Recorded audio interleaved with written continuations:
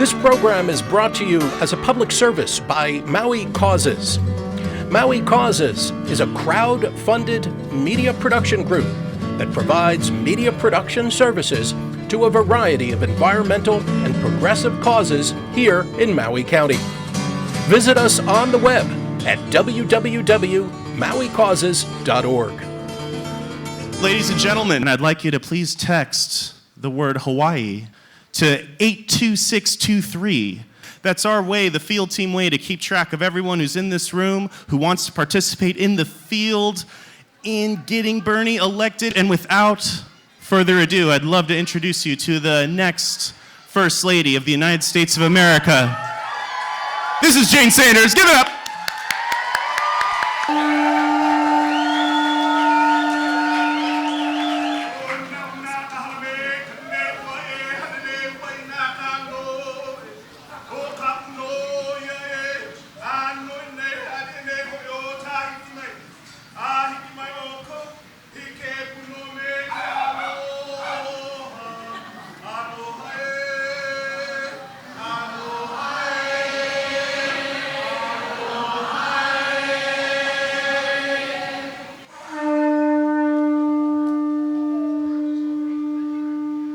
Thank you so much. That was wonderful. I'm really pleased to be here representing Bernie.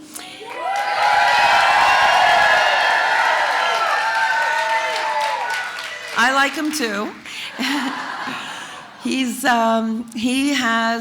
I think you've all heard his messages, his online and on TV, although not so much on TV. The media doesn't cover him that much, does they?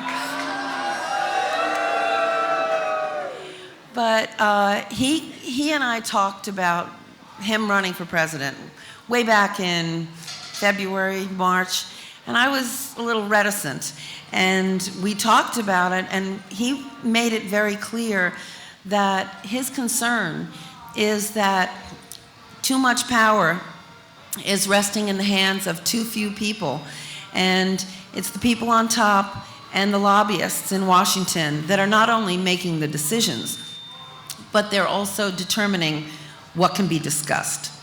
His feeling was that we had to either give up or show up. And for him, that meant running for president.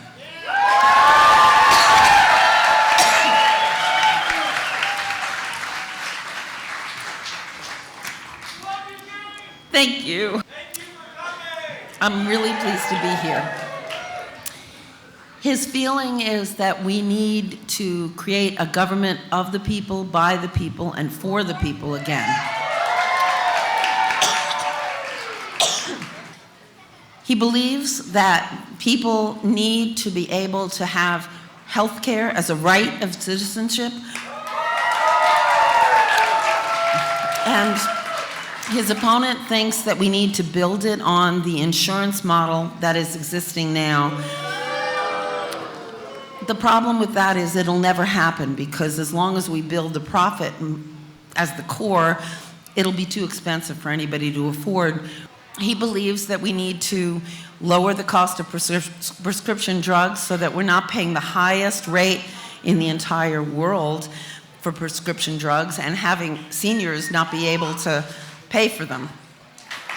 And he also believes that young people should know at this ripe age that if they do well in school, if they study hard, that they have the right and the ability to go to get a higher education regardless of the financial circumstances of their parents.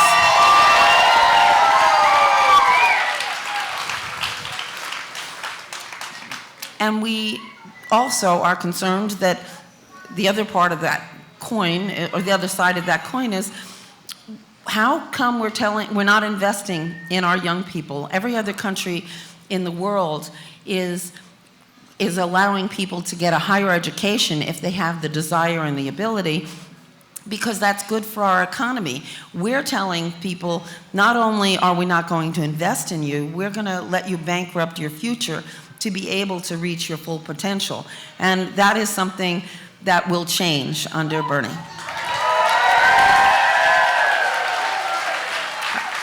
I understand that Hawaii has raised the minimum wage, and that's great, and congratulations.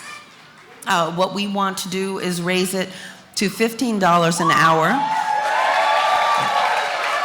so that people will not be working 40 hours a week and living in poverty. His main approach is as a mayor, as a congressman, as a senator, and as a presidential candidate and hopefully president. His thinking is we need to improve the quality of life for our citizens.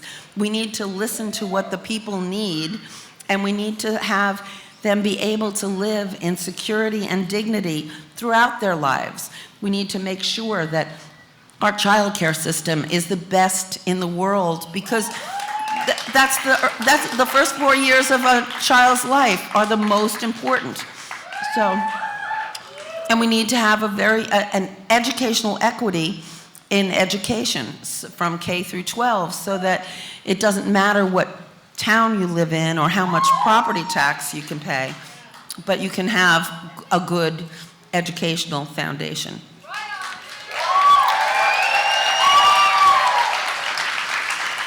He knows that so many people that are middle-aged are sitting there trying to figure out, how do I pay, how do I save money to allow my kids to go to college and pay off possibly my own student loans still, and then worry about my elderly parents who might get sick and I will need to take care of them. And then how am I supposed to live? How am I supposed to retire and live and feel safe and healthy and secure?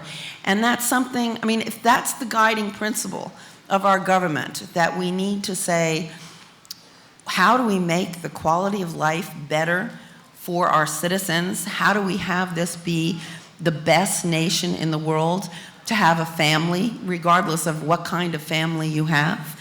How do we support our communities and ensure our food and water and air is healthy? Then I think that's a better priority than the priorities we're seeing take hold in Congress over the last few decades.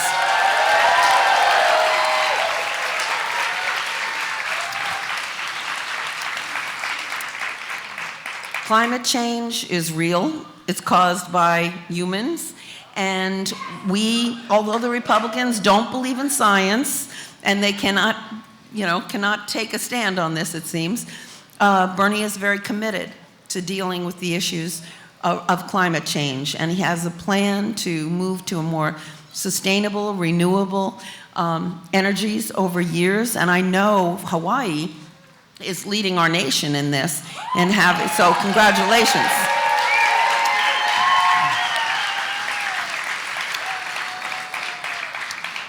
Agriculture is extremely important. I understand that in Hawaii, 80% of the food that you consume is being imported, which seems odd, and I think Bernie has been a real friend to the family farmer in our state and in our nation. So he'll work very hard to try to help you with sustainable agriculture, agritourism, and any number of things, but away from the GMOs.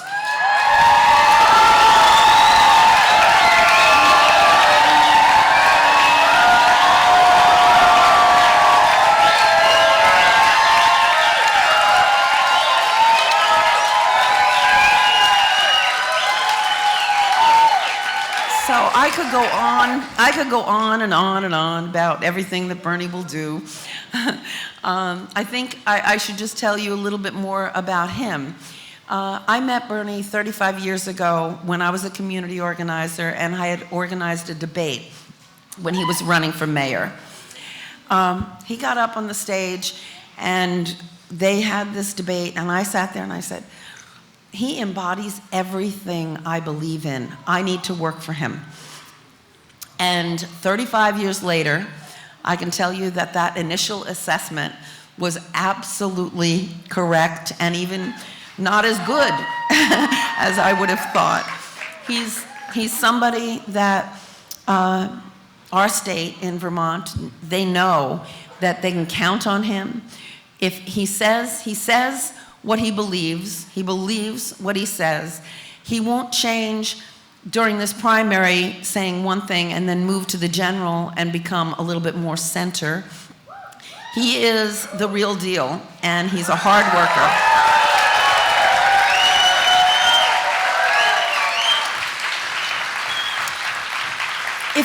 If you don't want to take my completely objective opinion,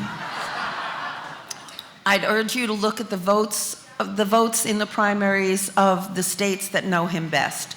In Vermont, he got 86% of the vote. In New Hampshire, he won by 22% over Hillary Clinton, and in the process got more votes than any candidate in either the Democratic or Republican Party in the history of the state. So, and Maine went for him for double digits as well. So if you want a more objective opinion, you can look at those 3 states. I would like to not just go on, but just to hear from you about things that you're concerned about, any questions you have. So when Bernie is elected president,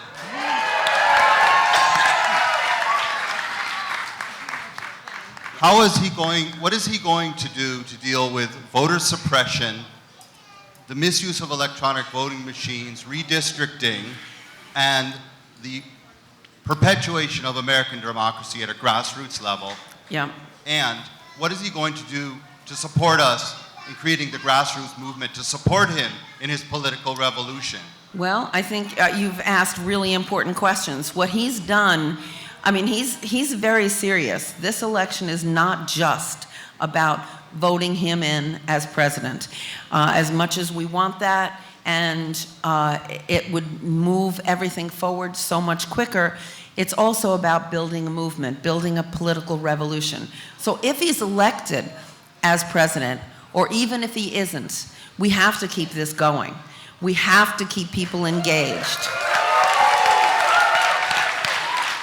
In terms of voter suppression, he believes it.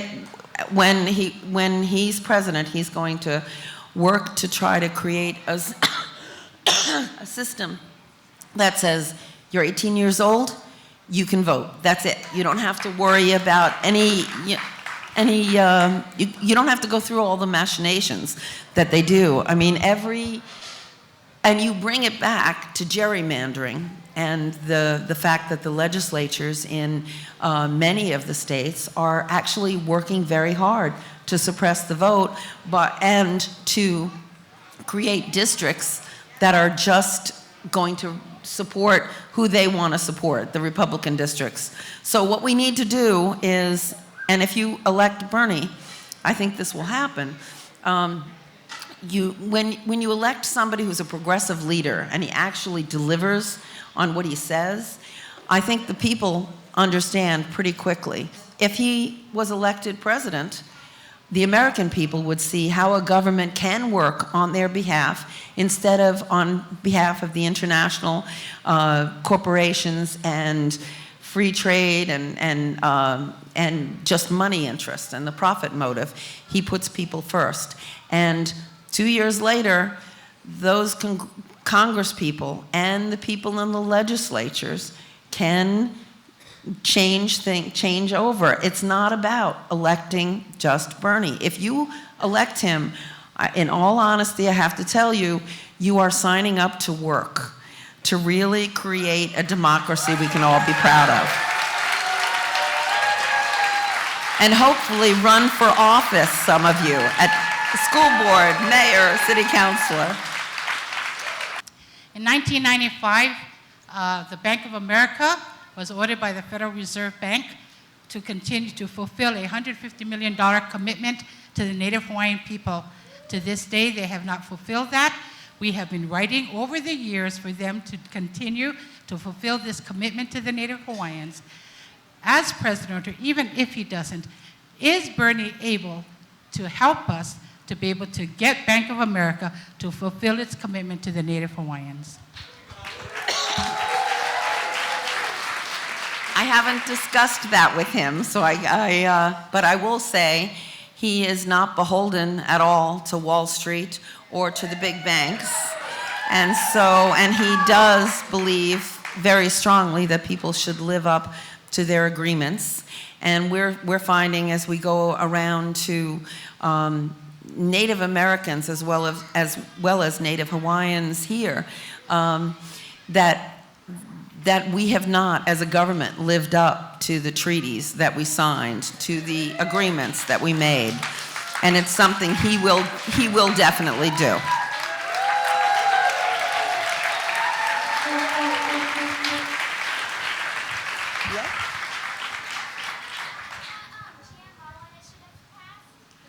He's been fighting against GMOs for a while, and in Vermont, we did pass a labeling law, at least, and the companies are starting to have to write that they have GMOs on cereal or whatever they're selling, so that we can make the decisions and make our voices heard and say we're not purchasing that. But he...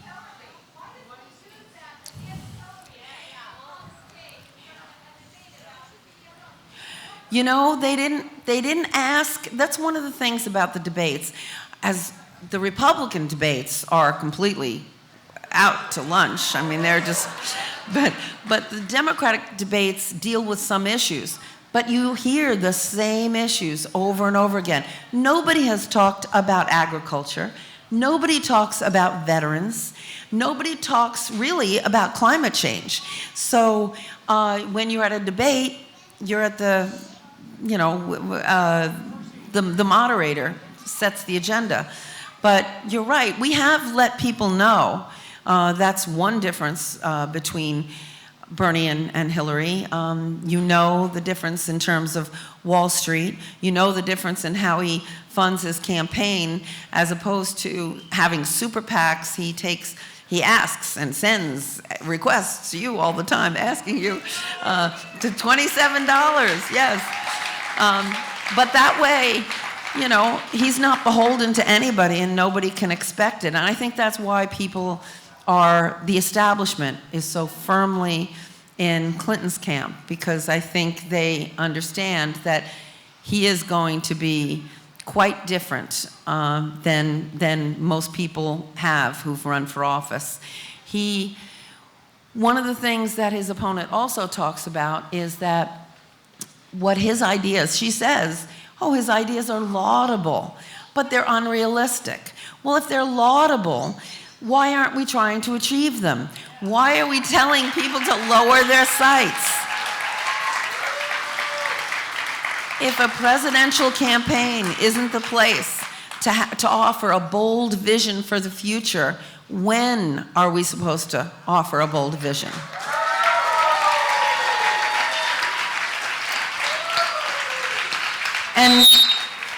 And lastly, what he has done is, in the past, he has a record of achievement. When he says he's going to do something, he does it.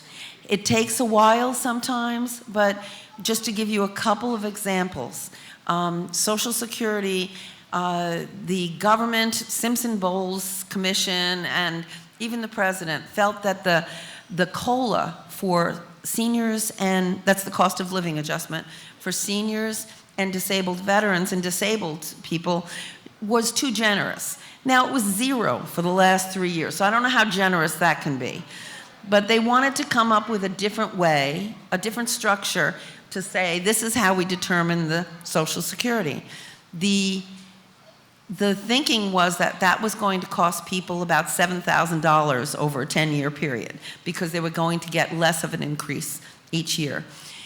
It was a given. All the media said, well, this is happening. It was in the president's budget. The Democratic and Republican leadership was for it. And Bernie said, over my dead body. So what he did was do, and I'm just giving you this example so you know how he governs. He played the inside-outside game. He said, okay, in the legislative body, I have to do it this way, but I'm going to offer legislation, and I'm going to ask all my colleagues to sign on, and he started a Defending Social Security caucus, and he got a number of progressive Democrats on it. But what he did then was go outside, and he talked to the AARP, and he talked to all the veterans organizations, and he talked to all the disability groups, and he talked to the Defending Social Security and Medicare groups. So he brought all these people together, and he said, you know, I can get this passed. I can get this defeated if you come to Congress and let every one of your members across the country know that this is a non-starter, and they all have to make it clear to the members of Congress. They did. It was a hard fight. Everybody was stunned because that doesn't happen in Congress. Lobbyists tell you what to do. People never get in touch. I mean, you have some small groups, but not on a nationwide basis. He defeated that changed CPI, and he did it twice. So and I think that gives you a sense of what he would do as president and try to get people's voices heard.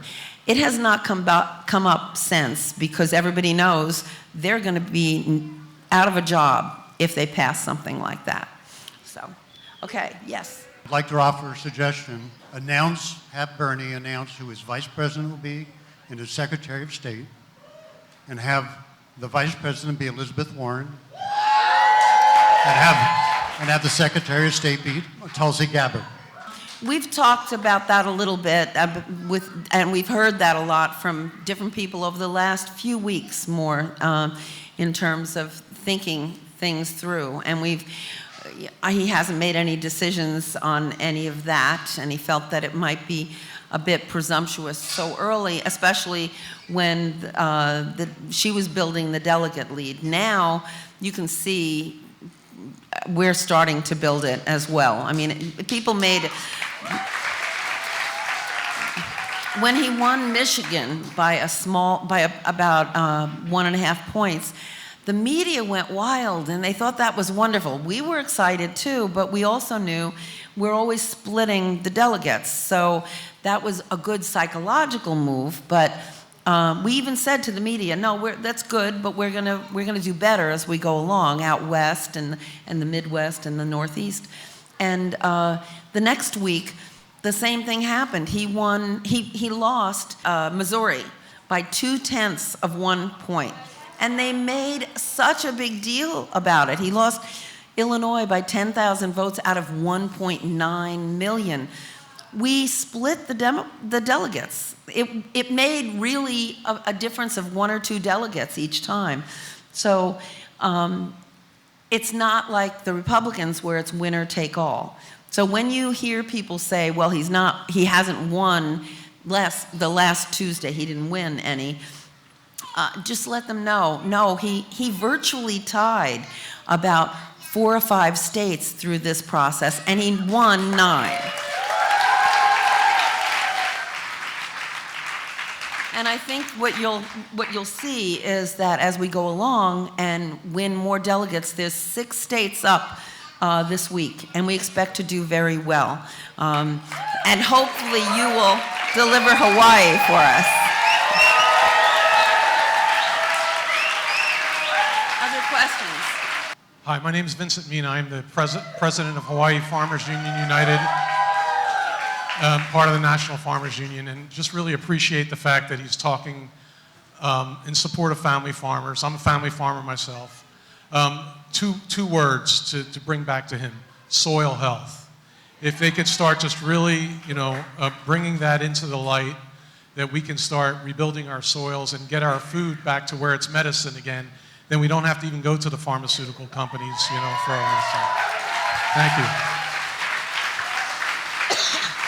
We agree 100% in that, and I think when you look at who he'll appoint to the EPA and to the FDA and the CDC, you will see that those people will be taking care of the health of America more than the profits of the corporations.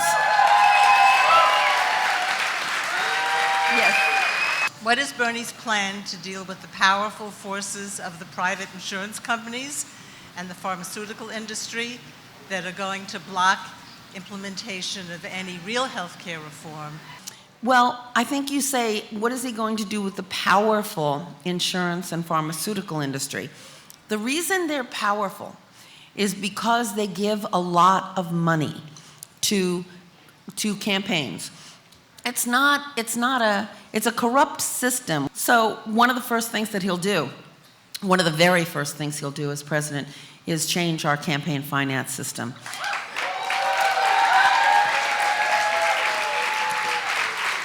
So, and I think, so that's number one. And I think when you look at candidates, no matter who they are, no matter how nice they are, look at who funds them. They get money from people who think that they will do what they want. So if they're getting money from oil and coal and fossil fuels and pharmaceutical firms and chemical companies, that's not who I'd vote for. I look for people who get money from the nurses union and from other unions and from the environmental movement and from the women's movement. So, but in terms of making sure that we can switch it, that'll help, that'll go a long way. The other thing is that what we need to realize as we switch from an insurance profit model, we need to retrain those people. There's a lot of jobs that will have to be done, but we need to retrain those people to work on in healthcare that is going to be insuring another 29 million people. So it'll be fine. It'll take a transition. That the same thing holds true for fossil fuels. When we say no more fracking, which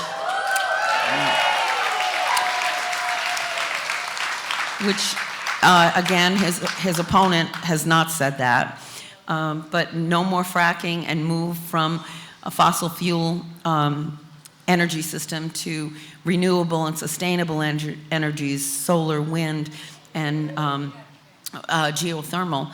We'll need to retrain the coal miners, too. We'll need to let people keep their dignity, get their jobs, keep making a living, and it'll just be a different living, but hopefully at the same standard.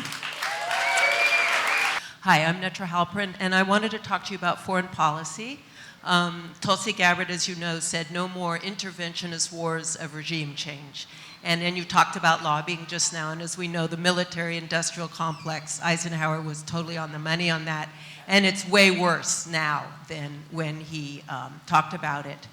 And so I put together, I'm working on creating a committee of experts in Middle Eastern politics and policy, but who are not in the military and who are also not in the military-industrial complex, i.e. the think tanks, et cetera. And so I just wanted to give that. So this isn't really necessarily a question. It's more telling you that I'm going to give you that, and I hope you forward that to him and that we can work together. And what did he say? She said, ushering an era of peace and prosperity. Excellent. Thank you. I look forward to receiving that. I'll tell you, it's very interesting to hear, the media kept on saying, well, who are your foreign policy experts? Who are your foreign policy experts? As soon as you say who they are, they say, oh, okay. But what you look at is on both the Republican and the Democratic side, they're all listening to the same people. The people who have been wrong for a very long time. And so when we look at the names of the folks, and that's true on trade, that's true on economics, that's true on criminal justice. I mean, we have to have a real shakeup in our government so that we bring in people with new ideas and with the right principles that we as a nation really want to see. We agree very strongly with Tulsi about the fact that regime change is something that Secretary Clinton has been very proud of, that that's her way of foreign policy. We believe that we should be respecting different nations and recognizing that some are better than others, and we're working hand in glove with communist China. I don't understand why we can't try to have some diplomacy with Iran. So we need to be doing a lot more in terms of real diplomacy and trying to achieve peace.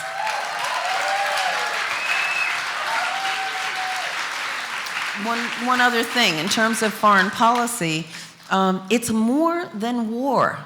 It's about relationships. And we barely really have that good a relationship with Hawaii. You're out there on your own often. We need to support each other. Latin America is our closest neighbor, and we barely ever look there except to close the border. So we need to reach out and establish relationships and fair trade that bring people together and benefit both sides of the equation. That's right. Aloha, my name is Paul James Brown, and I work for the alternative media, I guess is the best way to express my occupation. And Bernie has never done a negative ad in his political career, and that is pretty much the most extraordinary thing in the history of American politics. However, his followers, and I consider myself one of them, and I'm sure everybody in this room considers themselves one of them, have become increasingly more harsh in their criticisms and of the Secretary of State, and also in her policies, and in a very negative way, not in a way that is factual, nor is it a way that I think Bernie would approve of. So my question to you really is, does Bernie have something to say to us about the way we're behaving in terms of the Secretary of State? Well, I think that what you see, he's got millions of followers. And we've been looking, and a lot of them are anonymous. You don't know who they are. The ones that are behaving badly are the ones that are anonymous. And so we can't even speak directly to them. But there's a few hundred out of millions of people. So I think that the Clinton campaign has made quite an issue of this. But these are not people that we say this. We say all the time, treat everybody with dignity and respect, talk about the issues, talk about the contrast, talk about the truth, but no personal attacks. Bernie says that a lot. From the Clinton campaign, we're getting surrogates that are part of the campaign or leading their super PACs who are saying outrageous lies and being very negative. And I think that gets people upset, and they feel they want to fight back. And I understand that. But the best way to fight back, we've always felt, was to show by example, lead by example, and show that that's not the way we do things. I've largely lost all faith in the political process. I don't think my vote counts. But everyone I love on this island is all in for Bernie, right? And that's really the only reason why I'm here. I'm voting. I'm not voting for your husband. I'm voting for the people I love. We all know that the executive branch doesn't write laws. It's the legislative branch that writes all of these laws. And because of Citizens United, our legislative branch is bought and sold for. What is his plan? Well, I can tell you what his reality is. We were just talking about how we lead by example. One of the things that a lot of people outside Congress don't know is that Bernie has a reputation of integrity and hard work inside the halls of Congress, even among the Republicans. And that's borne out very well for the issues that he's talked about. When he was in the House and the Republicans took over with Newt Gingrich in '95, over the next several years that the Republicans controlled the House, he was known as the Amendment King, because he would get things into bills that supported community health centers or expanded them significantly, or supported family farmers, or put money into education. He got all these little things that made a difference in the daily life by working on a bipartisan basis and not going against them, going up against them about their stands that he disagreed with, but finding somebody on each side to say, you and I agree about this. You care about the veterans. You care about the farmers. You care about the children. You care about mental health. Let's make this bill better. He was known as the Amendment King because he got more than any Democrat or Republican through the Congress over years. In the last Congress, he was the chair of the Veterans Committee, and it was just when he had just become the chair, and he was there only for 2 years.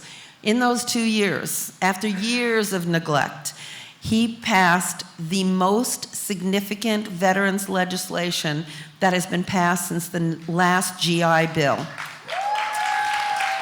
And he did that by working with Democrats and Republicans and pushing the veteran and bringing the veterans groups in to Congress, saying you have to do this. So when you have a president that has the respect, even if they completely disagree, respect goes a long way. He also will fight them really hard. I mean, one of the things you say, Congress legislates, but it was FDR that came up with the New Deal. They called him a socialist. They said it couldn't be done. It was crazy. Social Security, Medicare, National Park System, all these different things that he came up with, the WPA to put people back to work. He saved our country. It was a bold vision, and everybody thought it couldn't be done. He got it done. When Kennedy wanted to put a man on the moon, everybody said that was audacious, and how could that happen? Well, it happened, and has made a real difference in our scientific endeavors. So legislation follows the person that uses that bully pulpit and gets the American people excited about ideas. So hopefully you'll vote for Bernie, but I'm glad you're voting for your friends.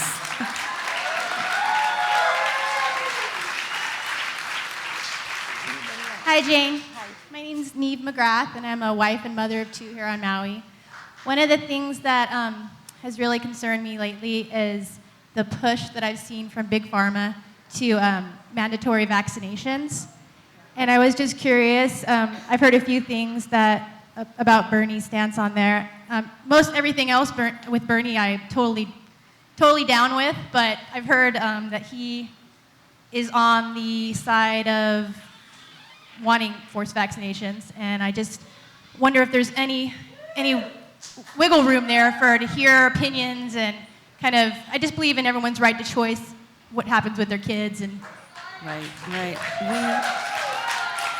We have had this conversation a lot up in Vermont, and we've done actually a lot of research. Robert F. Kennedy we've met with, and his group, we've read all his studies.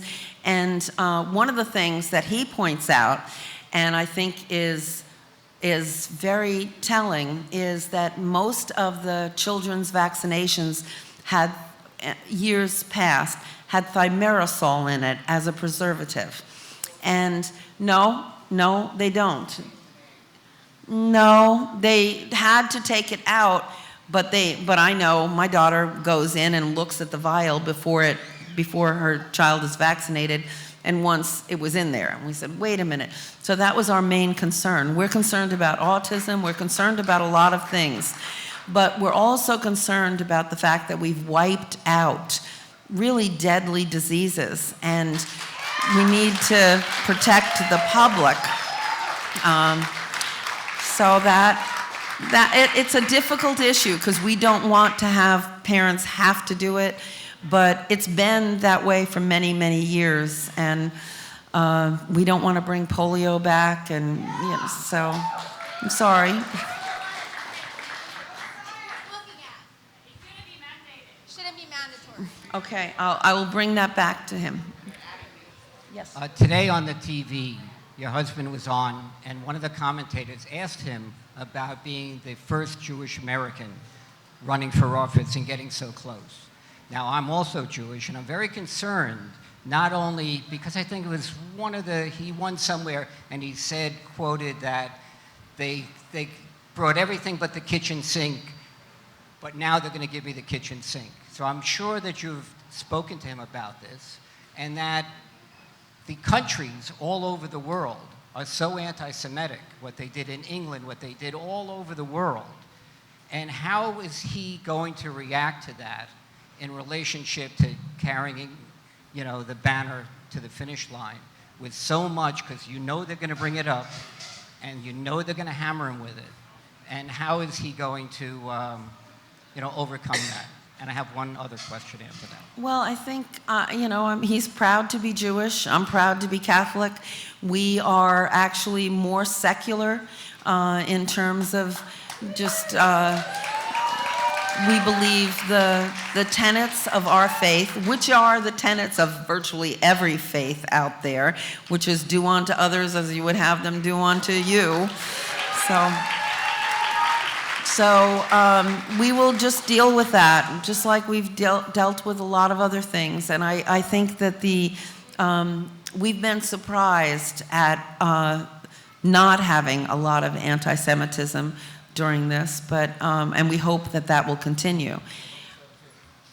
The other question is, everybody, I was very disappointed in Obama that he hasn't decriminalized or taken marijuana off the Schedule 1.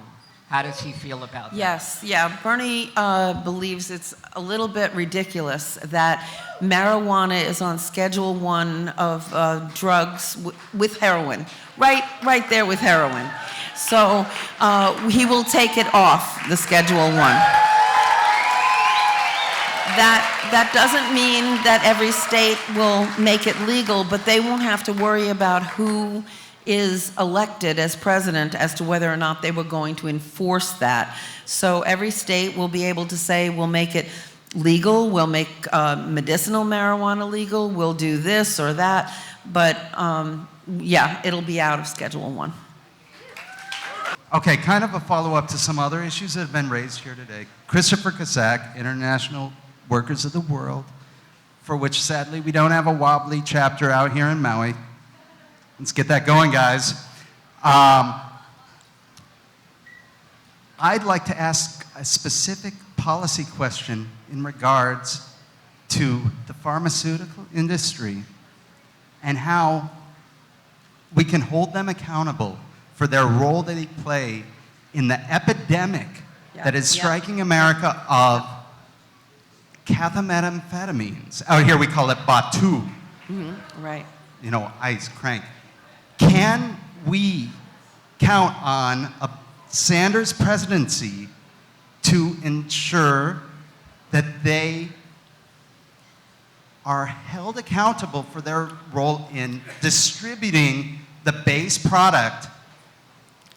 And I'm talking about the things that go in your common over-the-counter, which thing people like to pass along and convert into this. Well, one of the things that we're concerned about is we have a heroin epidemic in a lot of places. And one of the things we're finding is that the over-prescription of opioids, of Vicodin, Oxycontin, actually has been tracked as that being a real problem going forward.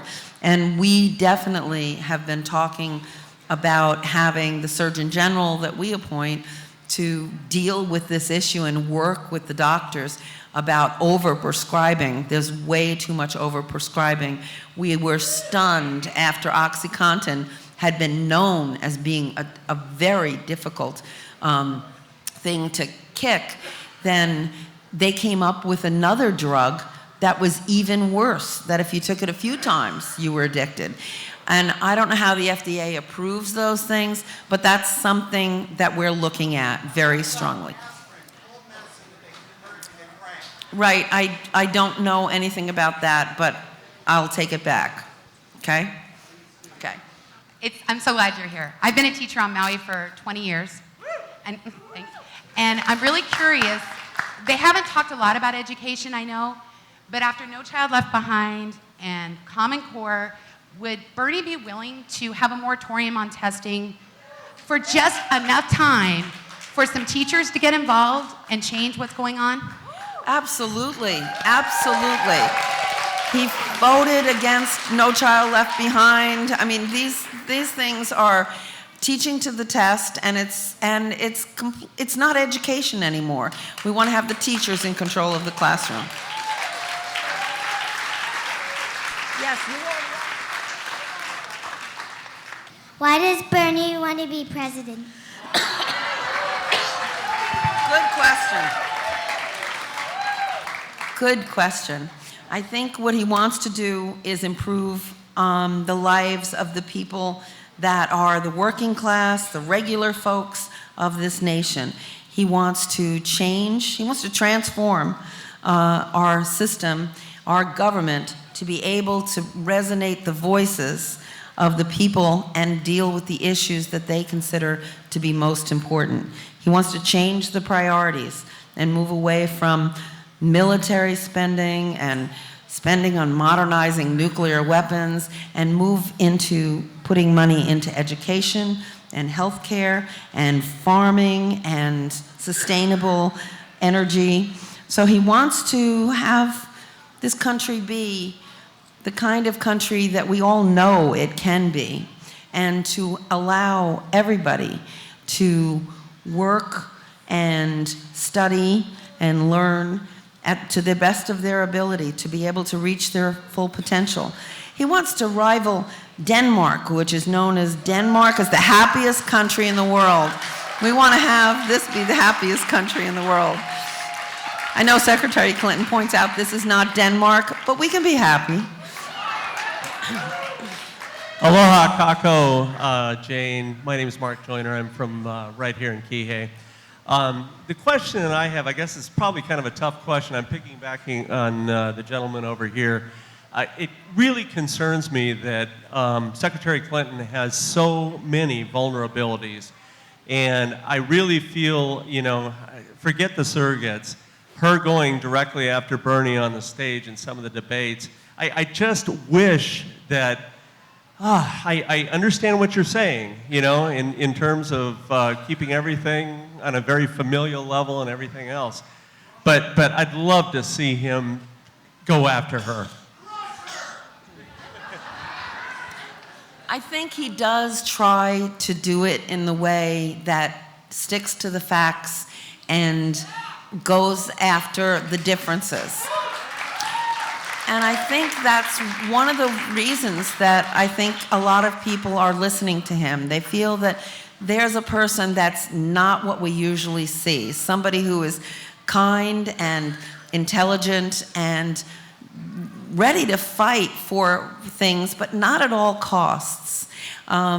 So I think, that's who he is, and he's won virtually, I think, all but one election since I've known him.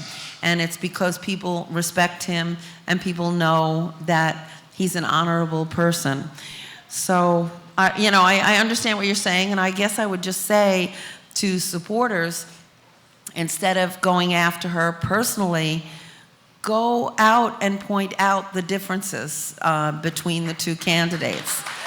Because A lot of people, Secretary Clinton, as you've seen, have moved very much, sidled right up to him on trade, on Wall Street, and that's not going to stick. It's not her record, and it's campaign rhetoric. We don't do that. He will say what he means, and that's all he'll say.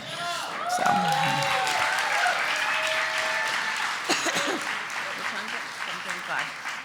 I'm over here. Aloha, Jane. Over here. Hello.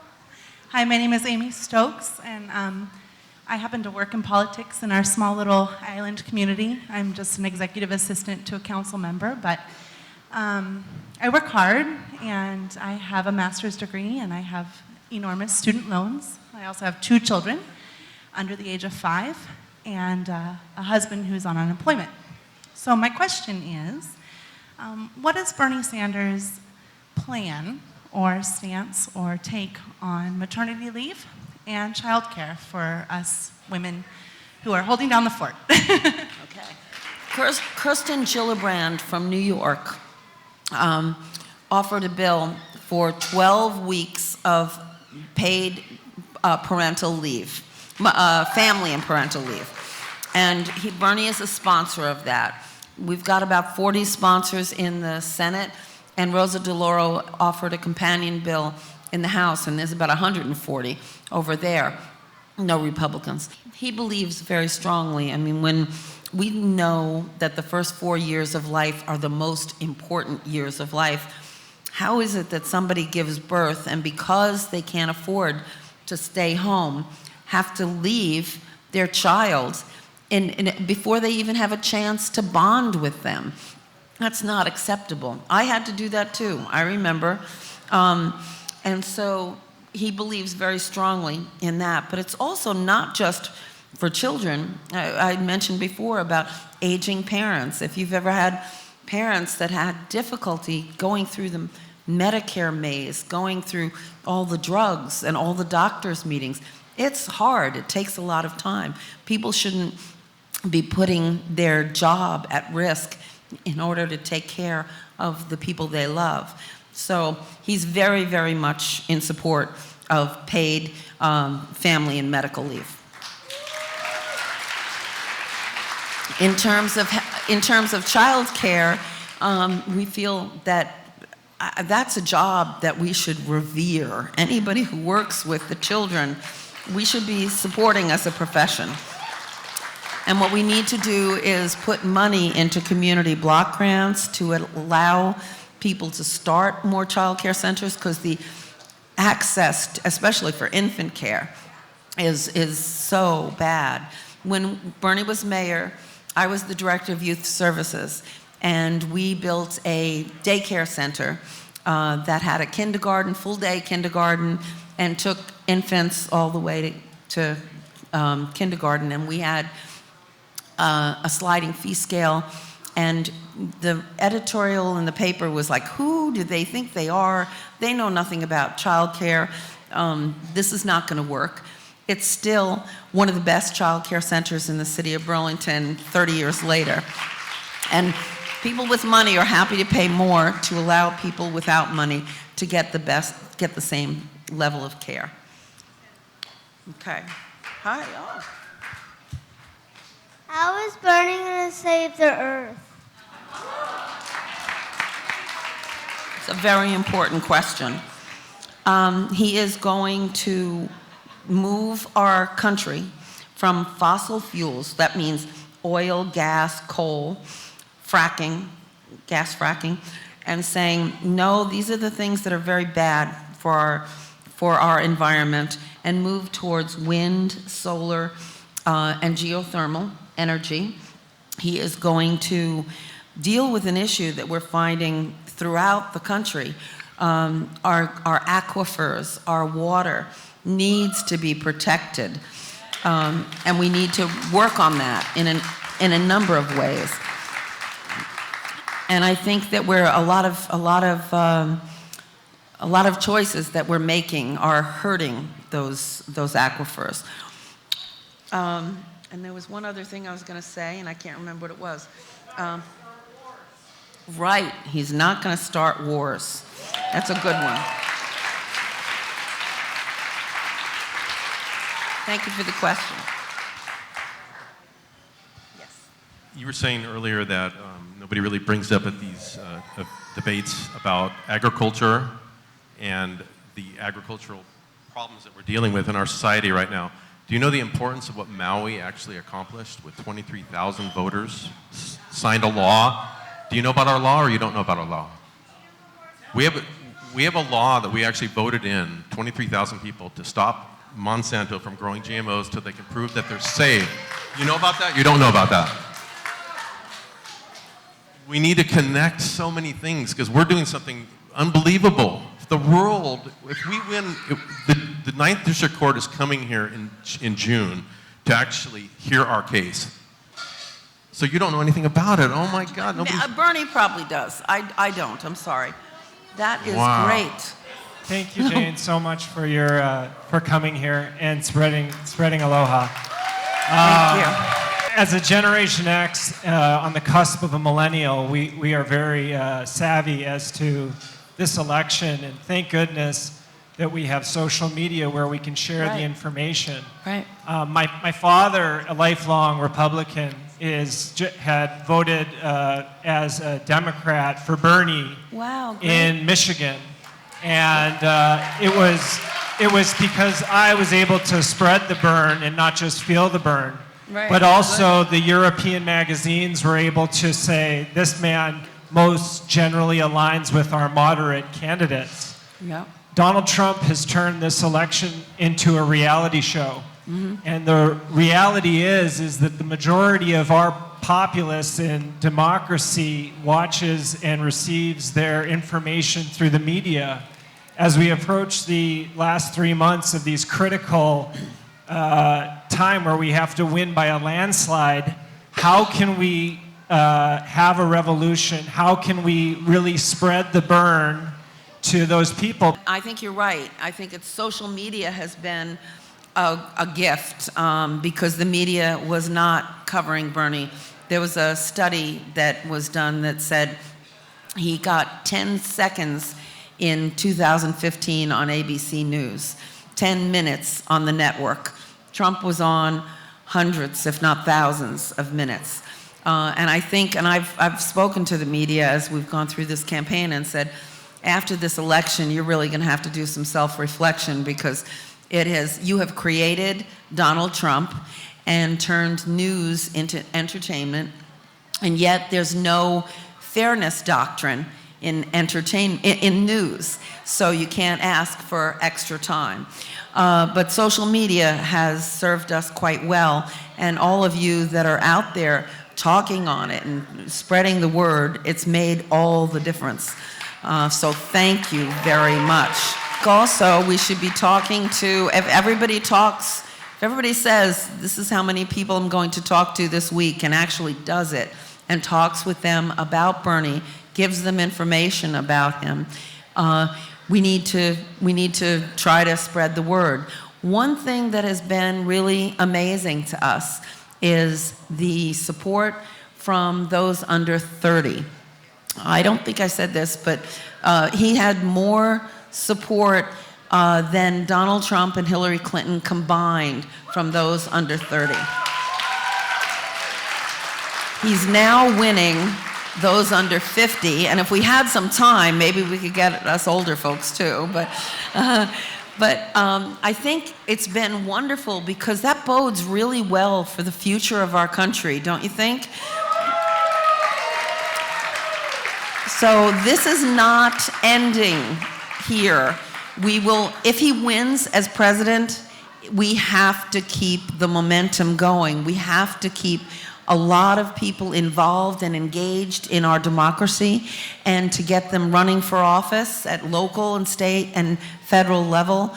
We also, if he isn't elected president, we have to do it even more so because we need to have the voices out there and not disappoint all these people under 30 that are believing in politics instead of giving up.